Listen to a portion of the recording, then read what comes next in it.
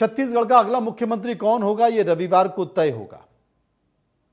BJP विधायक दल की बैठक में बीजेपी की ओर से नियुक्त किए गए तीनों पर्यवेक्षक शामिल होंगे और बीजेपी आलाकमान ने अर्जुन मुंडा, सर्बानंद सोनोवाल और दुष्यंत कुमार को बतौर पर्यवेक्षक जिम्मेदारी दे दी है, जो रविवार को बीजेपी विधायक दल की बैठक में पहुंचेंगे और नेता का चुनाव करेंगे। यह तय हो जाएगा कि प्रदेश का मुख्यमंत्री कौन होगा। ओम माथुर भी होंगे, मनसुख मांडविया भी होंगे, नितिन नवीन भी होंगे। विधायक दल की बैठक होगी, लेकिन चेहरा कौन कौन होगा मैं आपको बताता हूं कि चेहरा कौन कौन होगा।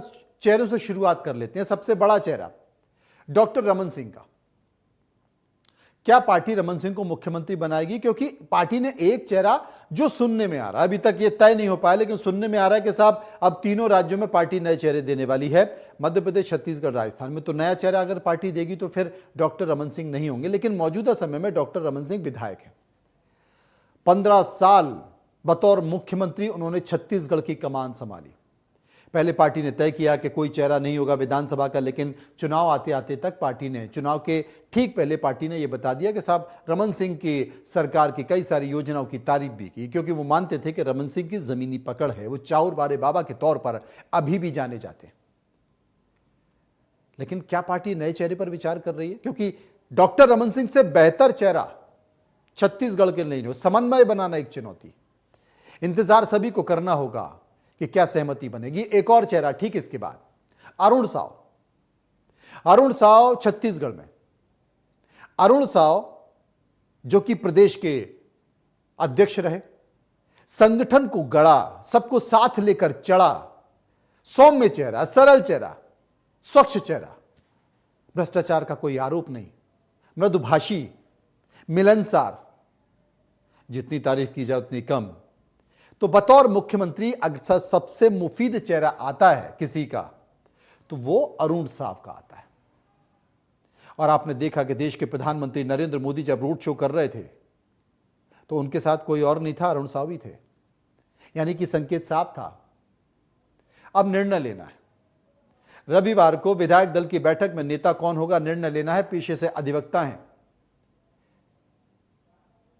1946 में सिविल न्यायालय मुंगेली में वकालत भी की है, प्रशासनिक क्षमताएं भी हैं, पढ़े लिखे भी हैं। आप ये नहीं कह सकते कि जनाब सरकार कैसे चलेगी।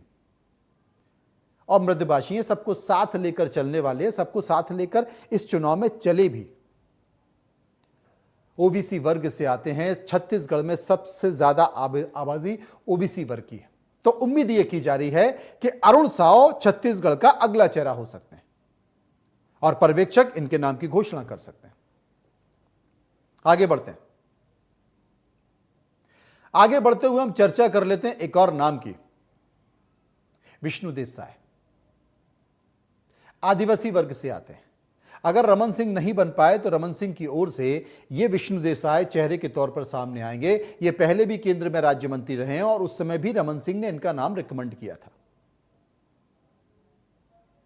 लेकिन वहां पर उनकी प्रशासनिक क्षमताओं को लेकर कई सारे सवाल थे। लेकिन ये कई बार के विधायक रहे, छत्तीसगढ़ में अच्छी पकड़ है, आदिवासी चेहरा है। तो अब देखना होगा कि पार्टी आलाकमान इनके चेहरे पर मुहर लगाता है या नहीं। लेकिन ये रमन सिंह, डॉक्टर रमन सिंह की तरफ से रिकमेंड किए चेहरे हो सकते हैं। एक और चेहरा गोमती साय। जी हां, कहते हैं ना कि मोदी जी चौंकाने का काम करते हैं, किसी को भी चौंका सकते हैं। तो क्या मोदी जी चौंकाते हुए, बीजेपी चौंकाते हुए गोमती साय को छत्तीसगढ़ में बतौर मुख्यमंत्री स्थापित कर सकती है? 2005 में पहली बार जिला पंचायत सदस्य बनी थी, यानी कि जमीन से सफर पूरा किया है। पंचायत, कहा जाता है कि सरकार की पहली कड़ी अगर कोई है तो पंचायत है। और उसके बाद 2015 में वो जिला पंचायत भी रही हैं अध्यक्ष। फिर 2019 में रायगढ़ लोकसभा का चुनाव जीता है। मेहनती हैं, धुआंधार जनसंपर्क करती हैं। और सबसे बड़ी बात है कि इस इलाके में, जशपुर, रायगढ़ जैसे इलाके में आदिवासी वोटों की चिंता है। सरगुजा, बस्तर, काफी आदिवासियों ने वोट दिया है। नंद कुमार साय, जो कि इनके दूर के रिश्तेदार लगते हैं, वो छोड़कर चले गए हैं कांग्रेस में। पार्टी क्या इन्हें आगे कर सकती है? 9 बार के विधायक, 8-9 बार के विधायक कांग्रेस से जो थे उनको चुनाव हरा कर आई। अच्छा चेहरा है पार्टी का। और पार्टी अगर इस चेहरे के बारे में विचार करती है तो निश्चित तौर पर छत्तीसगढ़ में फायदा होगा। फायदा इस बात को लेकर होगा कि छत्तीसगढ़ को एक नए युवा चेहरे के तौर पर मिलेगी और आदिवासी, वो भी महिला के तौर पर। इंतजार करना होगा कि क्या पार्टी इस चेहरे के बारे में फैसला लेती है। केंद्रीय पर्यवेक्षक विधायक दल का नेता गोमती साय को चुनते हैं रविवार 4 बजे। आगे बढ़ते हैं और बात कर लेते हैं एक और चेहरे की।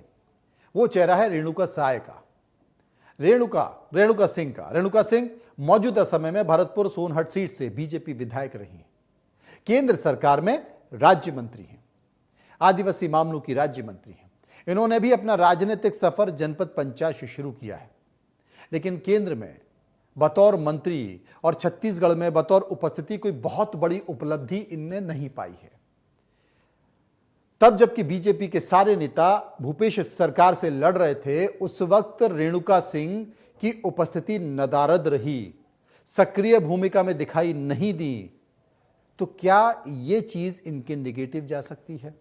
इंतजार सबको करना होगा, क्योंकि ठीक रविवार 4 बजे विधायक दल की बैठक छत्तीसगढ़ में होने वाली है और उसके बाद पार्टी आलाकमान तय कर देगा कि अगला मुख्यमंत्री कौन होगा छत्तीसगढ़ का, या फिर सोमवार को मुख्यमंत्री कौन होगा। और यकीन मानिए, आप किसी फालतू चक्कर में मत पड़िए, किसी को नहीं पता है कि कौन बनेगा, क्योंकि जब पर्यवेक्षक पहुंच जाएंगे ठीक आधा घंटे पहले, उन लोगों को भी पता पड़ेगा कि उन्हें किस नेता का नाम, वो विधायकों से बातचीत करेंगे, वो का केंद्रीय आलाकमान को बताएंगे और फिर केंद्रीय आलाकमान अपना निर्णय बता देगा। इसलिए तब तक कयास मत लगाइए, शांति से बैठिए, विधायक दल की बैठक का इंतजार करिए, चाहे वो मध्य प्रदेश हो या फिर छत्तीसगढ़ हो। फिलहाल मुद्दे की बात में इतना ही। आप चलते रहिए इंडिया न्यूज के साथ। नमस्कार।